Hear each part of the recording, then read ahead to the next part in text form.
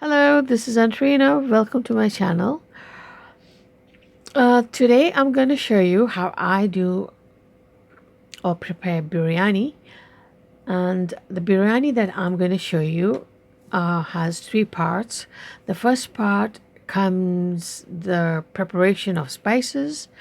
The second part would be the rice, how you incorporate the spices and flavor the rice to finally have the meat that's seasoned, marinated, and finally incorporated for a good slow cook.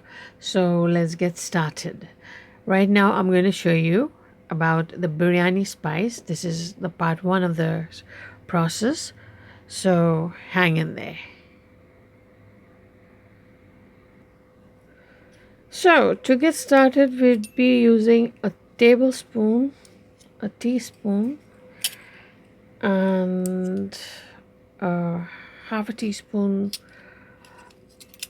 utensil, and these two not so much, maybe salt. Yeah, we will be adding salt at the end.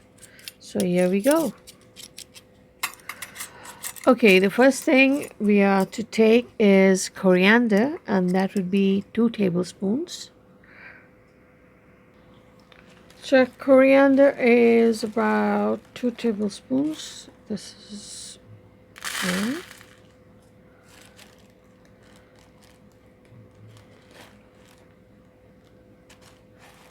And 2. That's 2 tablespoons of coriander. Next, we would be adding a teaspoon of cumin. So the next spice is cumin. That's about a teaspoon. So that's, I'm sure you can see this. Yep. Did I just say 2 teaspoons? No, it's 1 teaspoon, yeah.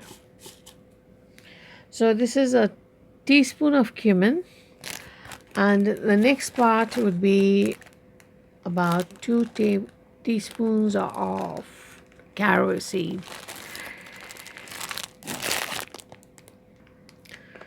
So here goes 2 teaspoons of caraway seed. Caraway seed. There we go. Okay. And then we are going to add green cardamoms. That's like 2 tablespoons. That's a huge amount.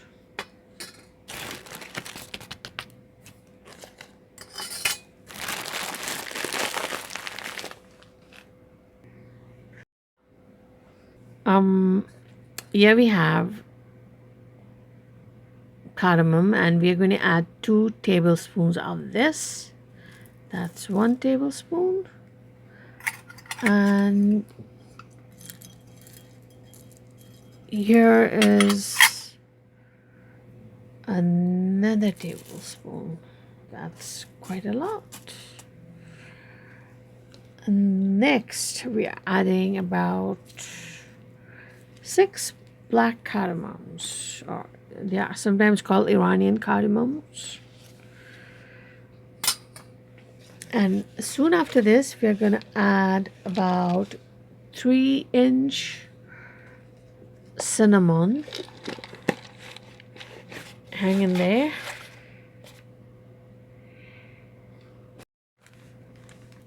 Right, we're going to add a 3-inch cinnamon. I think this looks like a 3-inch cinnamon. Looks pretty nice though. And for an extra zing, we can add a little bit more. Okay. That's a wrap with the cinnamon.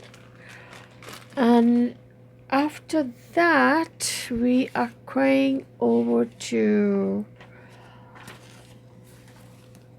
black peppercorns, which is about a tablespoon of black peppercorns.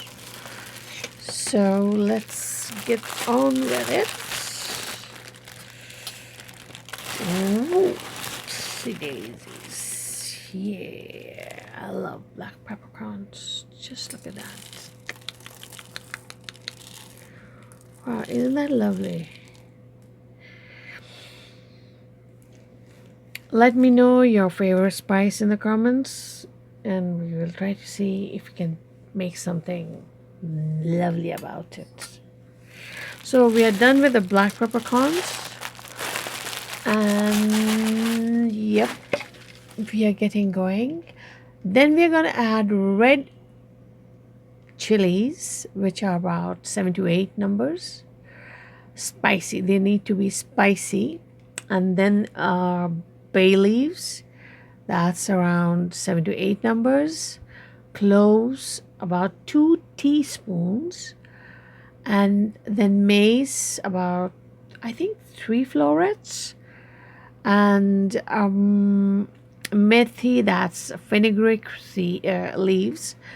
I don't have that, so I'm going to use a few grains of the fenugreek pods.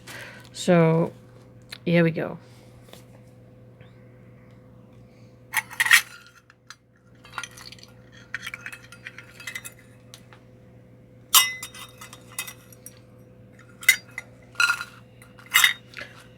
Okay guys, these are the red chilies that are pretty spicy, and they add a kind of a zing to your biryani. But I'm going to explain this later, what's the end process. First, let's get away with the other elements. We need bay leaves, about a 7 to 8 leaves, I think, yeah. And bay leaves is a symbol of prosperity, as you know. And now we come to the magnificent cloves. Oh, cloves, I think it's 2 teaspoons. So we're going to add 2 teaspoons of cloves. There we go. Cloves. 1. And 2. Okay, I have stuff here. Okay, 2. 2 teaspoons of cloves. Done. Wow, it smells really awesome. And then we have mace. Mace, we will be taking like 3 florets of mace, and I kind of like or just say love mace. It has the most beautiful color and adds exotic flavors to your meals. So let's see, 1, 2, 2, 3. Try not to add too much of it. It tends to get a little bitter. Okay, we are done with that. And we are going to add, off fenugreek seed. Behold, the secret spice. I love this. It adds a good amount of taste to meat dishes. So I'm adding this, and that's a wrap. Anise, that's here. This one should suffice. And also you can add in, let's see, you can add in a little, okay, that's 1/4 of a teaspoon of Shahi Zeera, or it's called black cumin. No, it's not called black cumin. It's called Shahi cumin, or in Bangla it's called Shahi Zeera. Indians call it Shahi Zeera. This gives a distinct flavor. And now what I'm going to explain is that these are the spices that you see. The spices that you see here, these need to be dry roasted on a stovetop, which means that if you happen to be making a biryani, you must dry roast them. Dry roasting these spices excuse me, helps you get that aromatic exotic flavor, as well as it can be stored in a jar, and you can make several batches of biryani. We will be using turmeric, okay, and also nutmeg. But first you dry roast them and you cool them. And after cooling them, you add turmeric. You add turmeric about 1/8 of a spoon, or maybe 1/4 of a teaspoon. Yeah, 1/4 of a teaspoon. I'm not adding it right now because I'm going to dry roast them, and then I'm going to add the turmeric. And with that, okay, after this is dry roasted, after these spices are dry roasted, you cool them, and then you take half of this nutmeg and 1/8 or 1/4 of a teaspoon of turmeric, and blend them and mill them. After milling, you can add salt. You can add salt, and then jar them. And for the biryani that I am preparing, it would be a 500-gram meat against 500-gram rice. So that would be enough for around 6 people. I would be taking like 2 tablespoons for the meat, and I would add half a teaspoon. That's 2.5 teaspoon in total for the meat as well as the rice.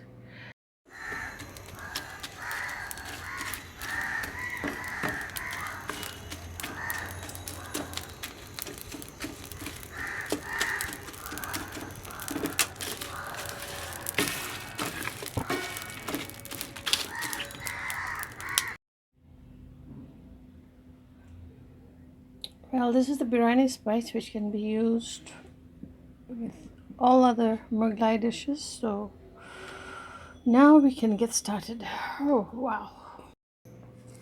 Wait for part 2. And when part 2 comes, you will be absolutely mesmerized to see how grainy the rice turns out. It's really amazing. Thanks for watching. If you do like the content, subscribe.